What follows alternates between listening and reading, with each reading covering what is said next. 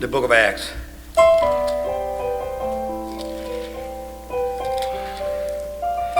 Chapter 10.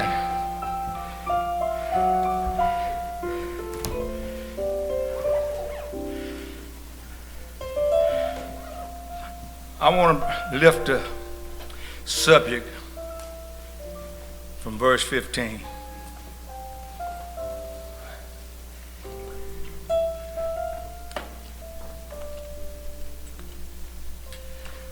I want to talk to you just for a moment.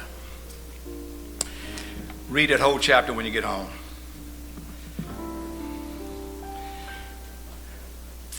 Acts chapter 10. And I want to lift our thought from verse 15.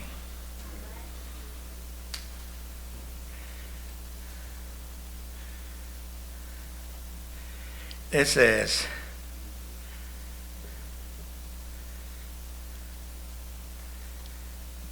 and the voice spake unto him again the second time, what God have cleansed, that call not you common or unclean.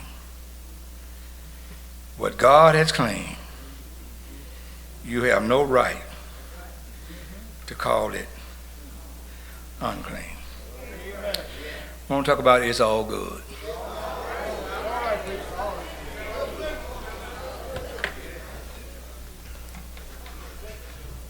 I'm going to jump off in this. Y'all have to read it when you get home. The text is dealing with a Gentile leader named Cornelius, a Roman general that's over 100 men. The Bible says he was a good man, although he was a Roman. And he also was in the army. And he was one of the leaders of the army. I want to take my time and do this quick.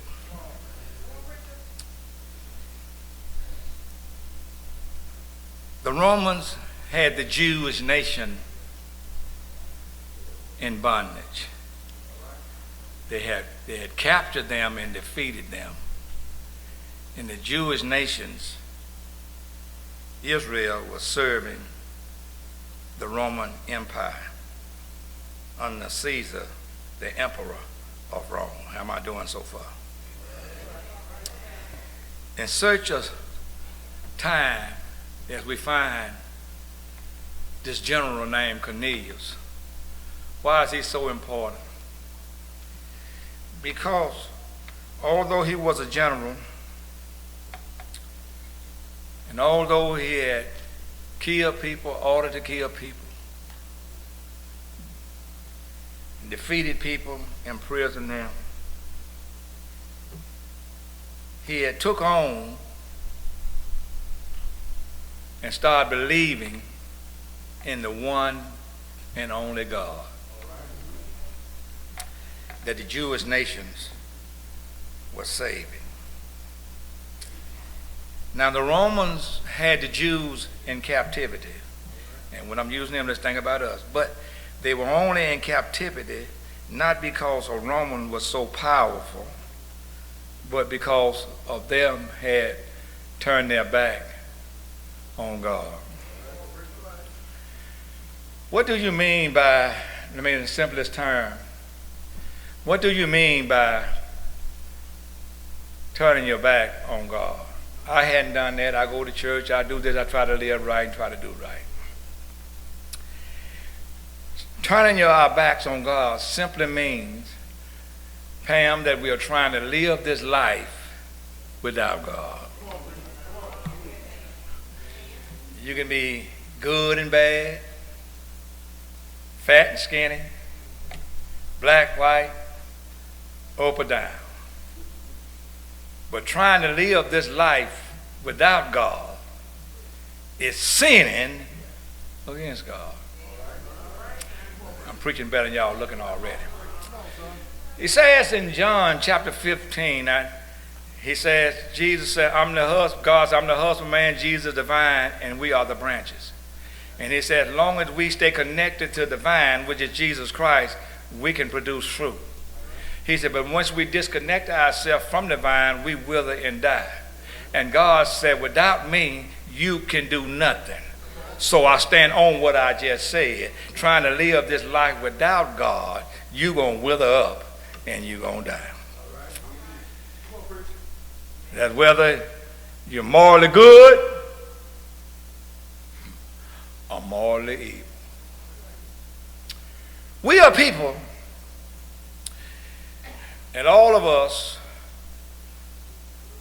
we make things that God called good evil. And we call the things evil.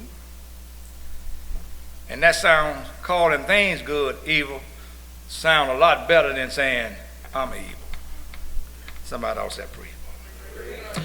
When God got through Tabitha getting through building things in Genesis chapter 2, 1 and 2, God looked at it and said, it's good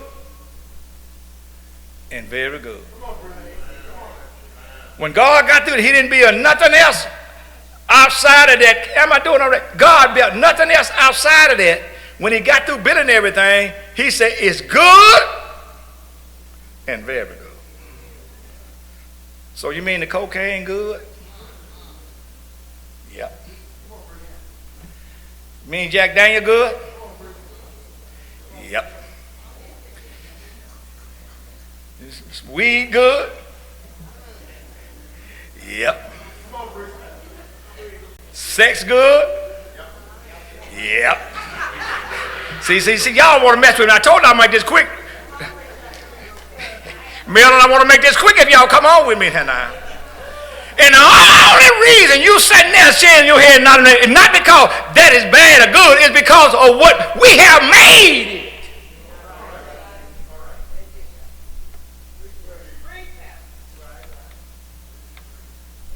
What make cocaine bad? You?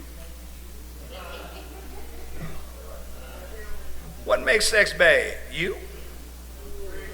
I need this side to come on with it. Angela just looking upside of my head down there. Because if God, when God said it's good, everything I made is good, was cocaine here then? Was weed here then? Was the ingredient to make Jack Daniels and stuff in here then?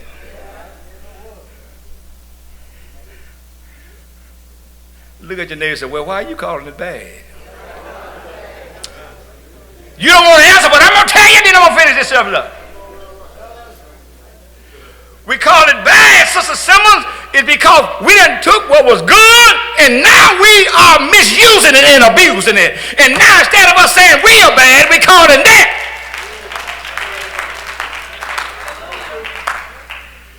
Boy, y'all had to come on right in. I'll come on in there. I'll come on here and left him right there with that, because that got me feeling pretty good in there. Anytime when you take those drugs for pain that the doctor prescribed, you good. But because now you ain't got no more pain, but you like how it make you feel, and now you taking it, now you messing up. Somebody ought to say preaching about that. Y'all with me here? Once now that you take sex out of the guidelines that God put sex in, I'm looking at y'all.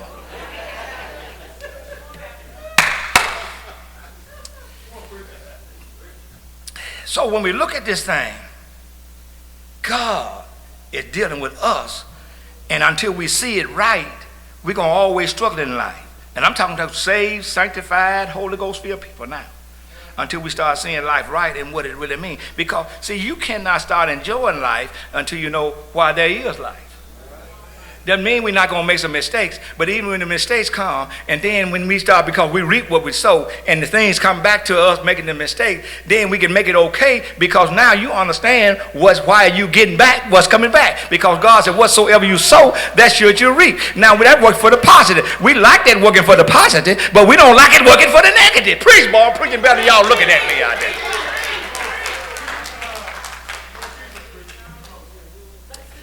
God got to work this thing out. So this man here.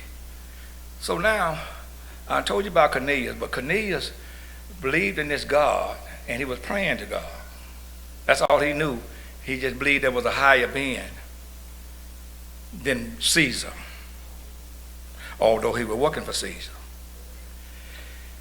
God heard Cornelius because he was good to the community. He even helped the Jews, gave them funding and everything, helped them out. God heard his prayers. He would pray.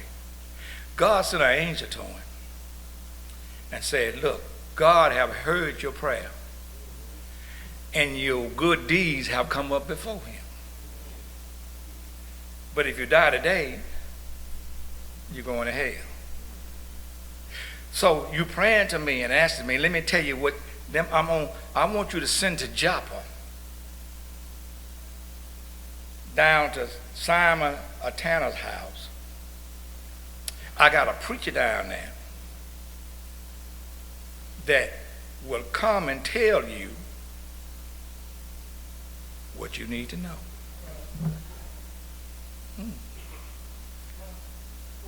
You said, God, what come you can't tell? Now you done forgot why you're praying. Because now you don't want to go through all that.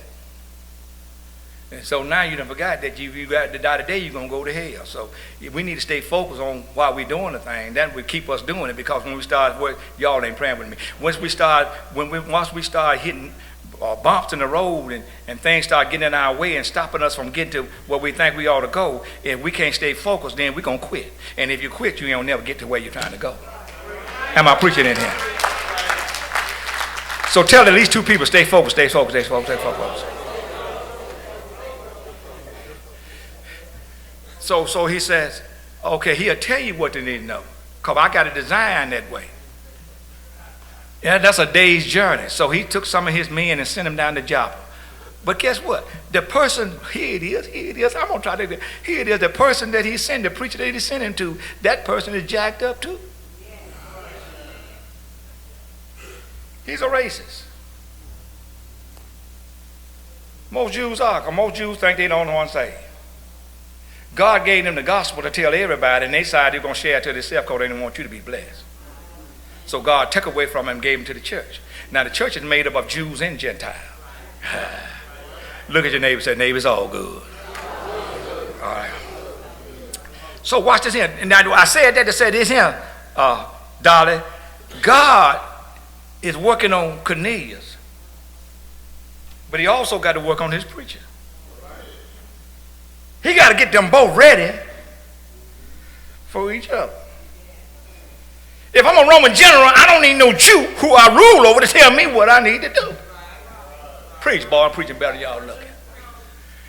And if I'm a Jew, God, I ain't going down there to talk to this sinner that got me in slavery. I ain't helping them. So God got to work on both of them. See, because both of them, both of them, if they get caught up in that, they done lost focus on what they're trying to get to. Because if Peter get that attitude, which he have got it, he gonna always make mistakes, because they're not in bondage because of the Romans. They're in bondage because of why they treated God. This ain't the first time they done been in bondage. Don't y'all remember Pharaoh? Every time you look around, they were getting beat up by somebody. Don't y'all remember Babylon?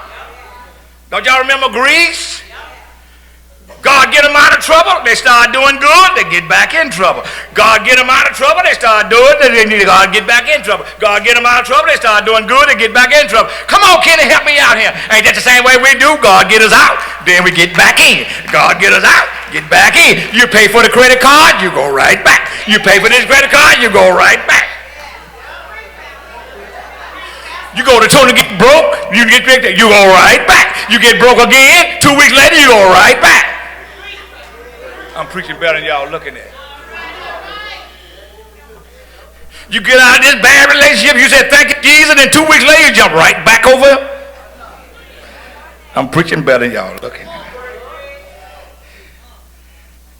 Tell the neighbor, say, neighbor, ain't nothing wrong with the bad people. You need to figure out why you are attracted to bad people. The problem ain't the people, the problem is you. I'm preaching better than y'all looking out there already. Look at that other neighbor. I can do bad by myself. Well, you need to start doing it. Stop trying to get somebody to help you do bad with you then. Amen.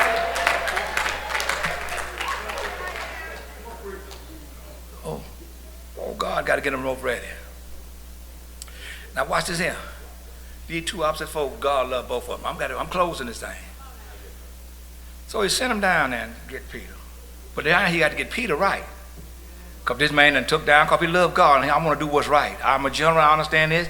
But God's helped me to send for this man. He's going to tell me what I need to know. And I want to do this. Bobby, he sent Peter. It's a day journey. So the second day to get there, on the way there, Peter in the house visited Simon. And it's about 12 o'clock, dinner ain't ready. So he decided he'll go up on the roof and wait till dinner. You know, preachers love to eat. Especially if you got fried chicken. If you got that stuff battered right, dog, I can suck the bone off one of them jokers. If that batter right, Larry, the dog can't do nothing with that bone when I get through with it. Amen. He won't even go bury it. I'll get all the mile right that bone. Amen. He goes in here. He goes in there. And so he goes on the roof. And while he's on the roof, he goes into a sleep. I got to close in now. I'm going to close this message. And while he goes into the sleep, God started talking to him. He's in a vision while he's asleep. God hands a sheet down that's got 4 corners on it, lift up. And in that sheet, when they hand him down, he said, Peter, get up, slay and eat. Peter got up and looked over in there. There's all kind of animals in there. Peter said, I have never ate nothing that was common or unclean. Now God tells him to eat. What that got to do with what's he dealing with Cornelius? He'll be getting him ready for it. And when God is doing this with you, Cheryl, he's helping all the way down the line, Mo. This ain't just about this going on right here now. Because what Peter doing and what Cornelius is doing going to be through history, going to help the Jews and the Gentiles later on. Because they're going to have a discrepancy in the church. So what he's doing, God finna bring the Gentiles into the fold. Just like the Jews are. So when he does, Peter said, I ain't that. And God did it 3 times and said, what I clean, don't you call common or unclean? Tell somebody, I'm clean. I know I got some nasty traits. Then but 3 of y'all said that time, but you still got them. I don't care if you didn't say nothing. But God said I'm clean. Y'all with me here now? And if God said you're clean, who are you to say you're not clean? If God said you're righteous, who are you to say you're not righteous? Well, I ain't perfect yet. I ain't ready yet. God knew that when he called you. That's what make him God. He know what you have done, what you're doing right now, and he know what you're going to do. So when he called you, he saved you from what you have done, what you're doing, and what you're going to do. Oh, I'm preaching hard up in here, boy. Now, they don't take away sowing and reaping. Tell your neighbors, don't get it twisted. You're going to reap what you sow. You're going to reap what you sow.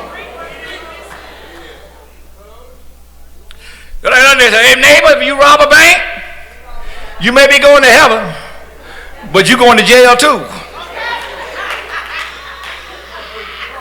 I'm preaching better than y'all looking out there.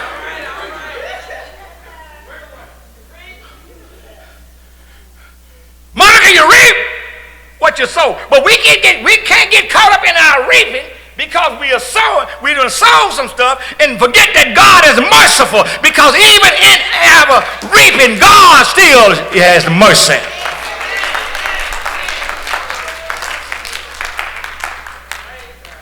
I got to close here now. Boy, I'm preaching hard. This is good preaching today.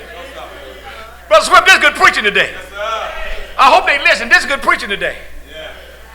Because we got some folks in here right now that don't feel so good. Your life done took a turn. Look like every time you take 2 steps, you take 3 back. But I come in to tell you that you're all good.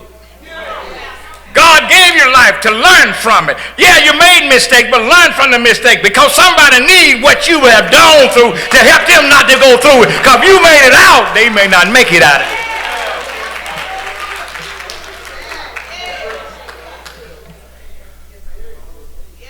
Come on, I don't want nobody to know my business. You ain't got no business. Everybody already know in the beginning of it.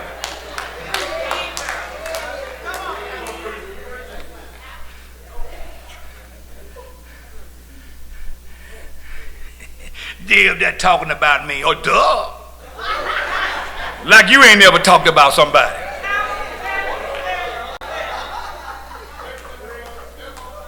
Tell somebody what goes around. Oh, y'all got that. There you go. Tell that neighbor, say, neighbor, when they talking about you, I feel good. Because that means they ain't talking about me. Am I Henry Ronnie?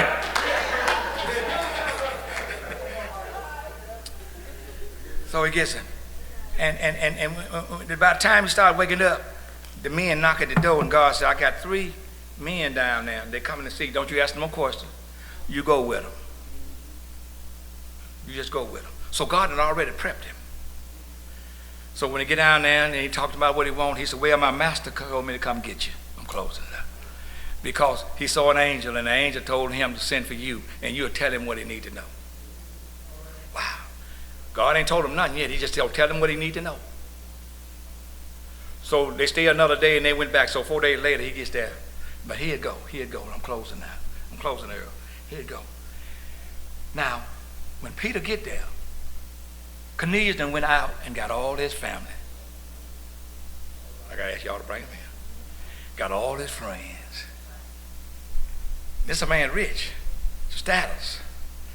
And he brings them to the house, waiting on Peter, to tell them what God need them to know. I'm reading right down the list. So when they get in there, Terica, Cornelius run up to him, a Roman general that's over the Jews. But because God said this is his man, Cornelius run up, Erica, and get down on his knees to bow down to him. Had it been me, I'd have like, yeah, that's right, you know good Roman, won't bow down. Y'all treating us right.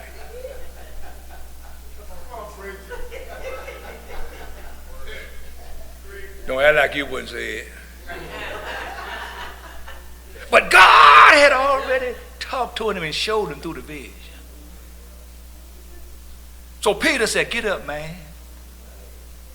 I'm a man just like you. And God have showed me that he has no respect of person. What makes you think that you are more human than another human? Because your conduct is a little bit better. Because you seem to be doing a little bit better. All of us are not but 2 paychecks away from sleeping under the bridge.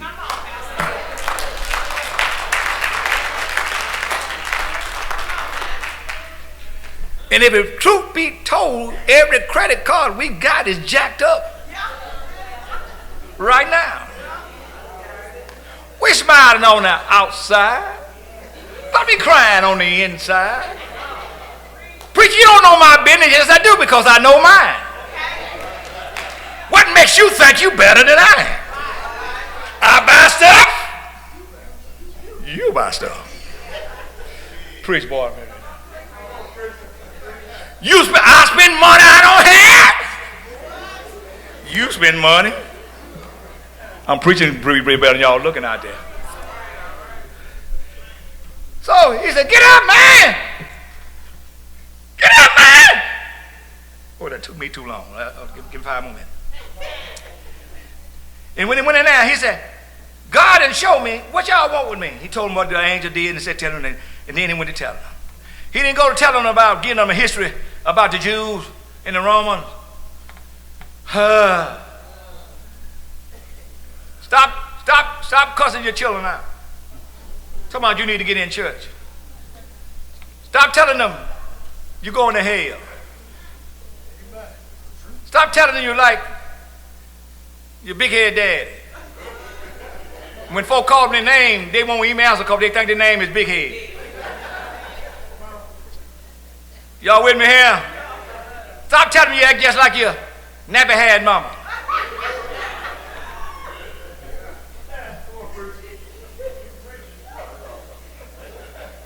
Because if you take the way you give them a church, they think the name is nappy-head.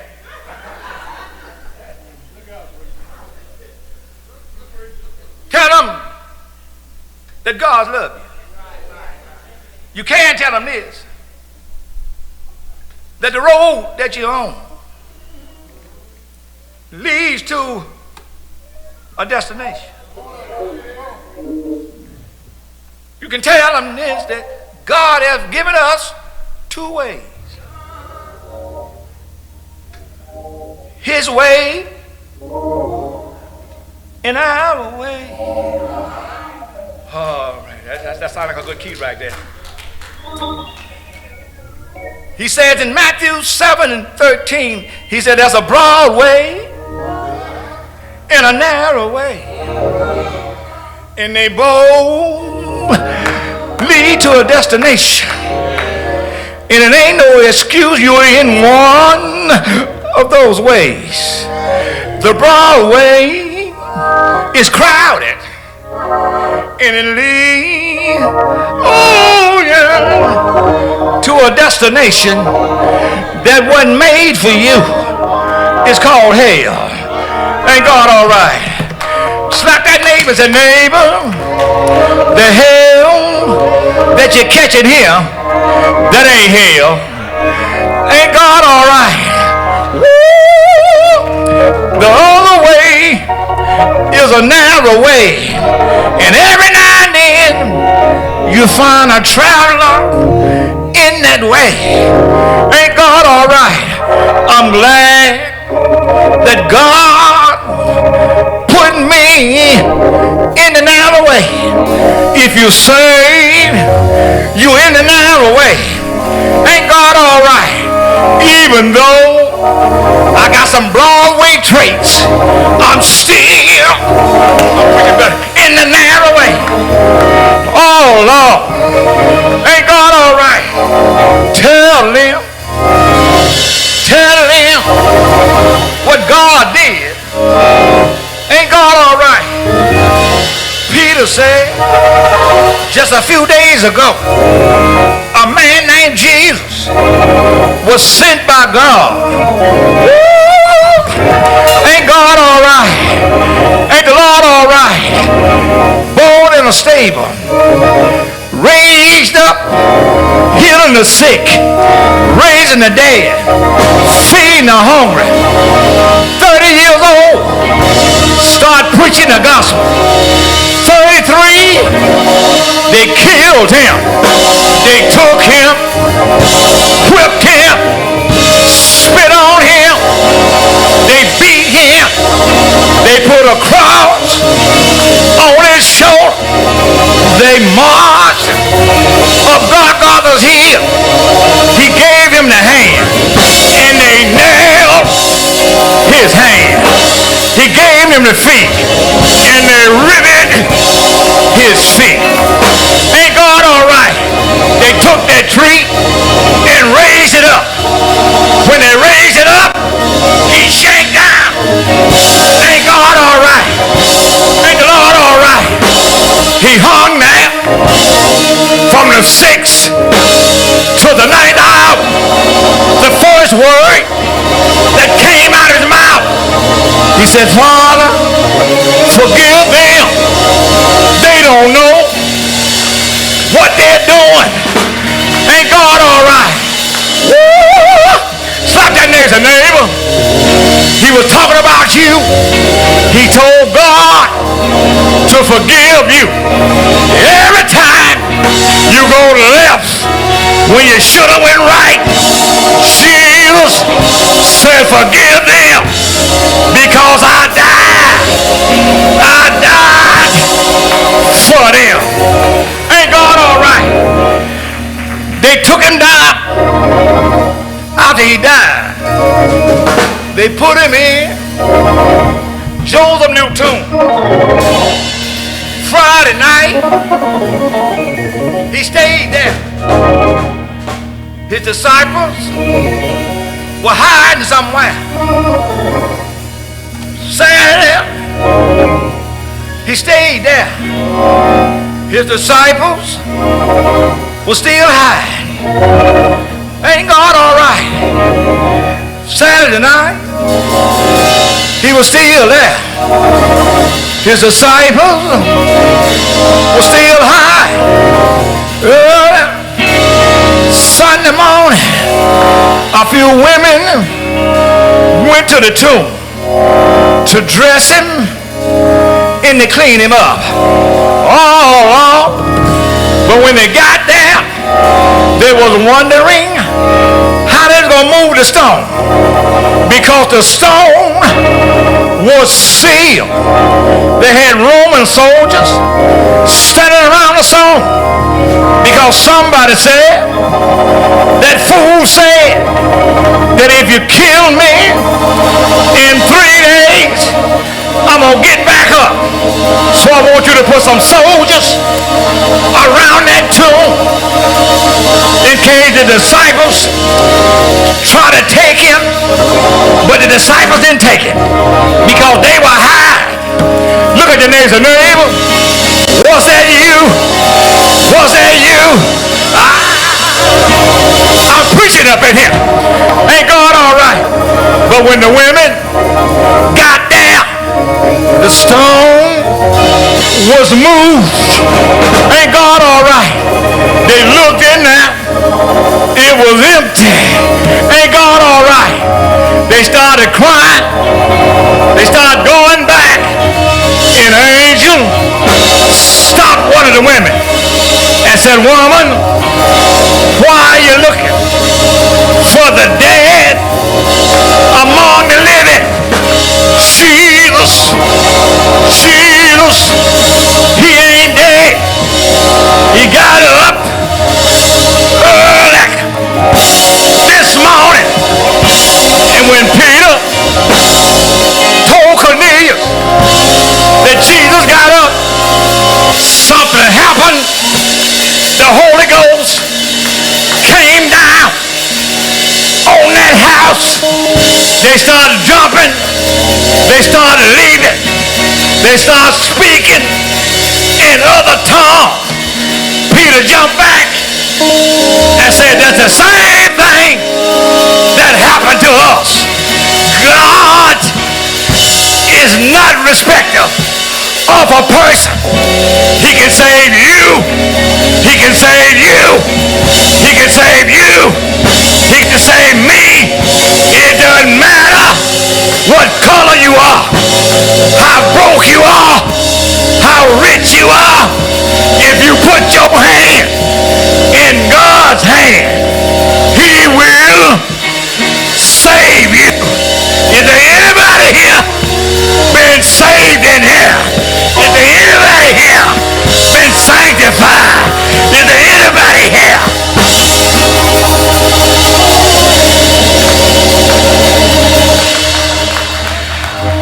If you don't mind, I'm through now.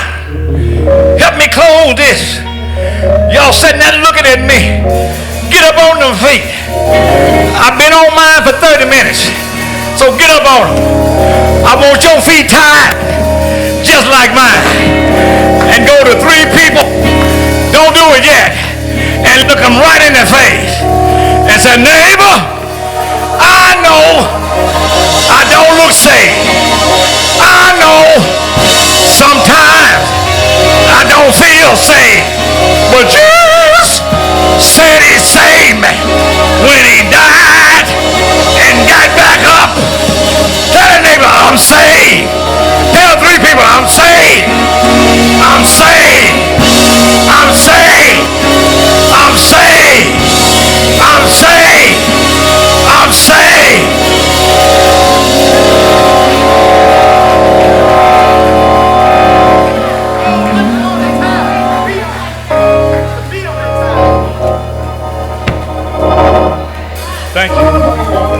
to hurt my hand. I'm beating on this pulpit. Anybody saved up in here? I need about 2 people that's saved. In spite of what you're going through. And I need you to run from where you are and go tell somebody that look like they ain't saved. Tell them, neighbor, God got you. God got you. God got you. God got you. He got you. He got you. He got you. He got you. He got you. He got you. He got you. Somebody ought to say yeah.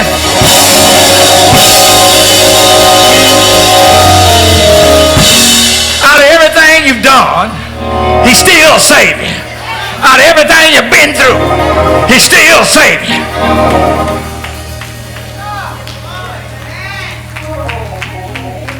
Doors open.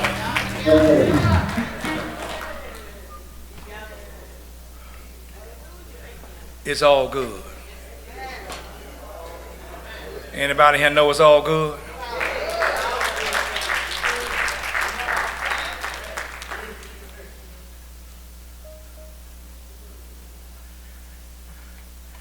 Ain't nothing wrong with what we do. Just stop abusing it. Wow.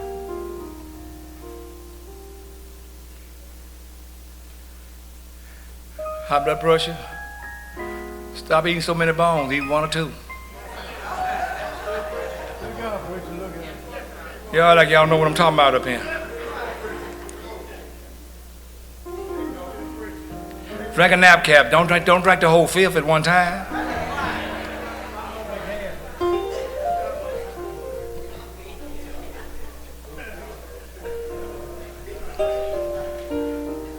You smoking a joint, make sure it's for medical purposes. They got it for medical purposes now.